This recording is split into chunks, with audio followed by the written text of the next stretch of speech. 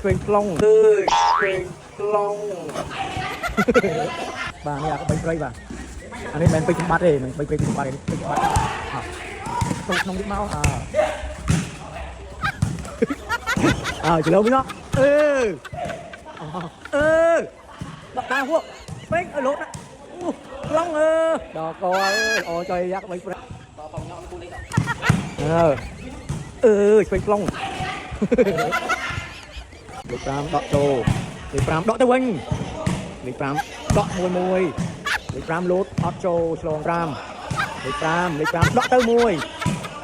លេខ5ដកទៅតិចវិញលេខ5ដកទៅទៀតហើយ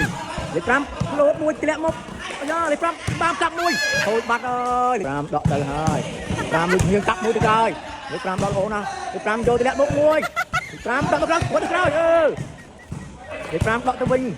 ឡងលេខ5ប្លង់មួយលើហើយចូលហើយអត់ចូលទេចេញពីលេខ5ដកទៅហើយឡងមួយវិញលេខ5ដកអូឡងណាលេខ5ទៅមុខទៅលាក់លេខ5ដកទៅវិញកាប់មួយលេខ5គប់ស្អាតមែនលេខ5ដកទៅវិញលេខ5លោតទៅដកវិញលេខ5ទៅលាក់មុខលេខ5កាប់ទៀតលេខ5ទៅលាក់មុខឡងកាប់មួយមកលេខ5កាប់ទៅឆ្ងាយចេញក្រៅបាត់ដកទៅឡងលេខ5ក្នុងមួយលេខ5ទុកវិញលេខ5ក្នុងយកមួយ5ដកទៅឡងវិញតម្លាក់មកក្រោយកាប់បាក់សចេញក្រៅបាត់ហើយអាយ៉ាលេខ5ដកទៅលើក្រោយហូរបាត់ហើយលេខ5វាយចេញទៅហើយលេខ5កាប់ទៅក្រោយលេខ5កាប់ឡងពោះកាប់ទៅវិញលេខ5ខ្លាំងតិចអាយ៉ាហូរបាត់ហើយ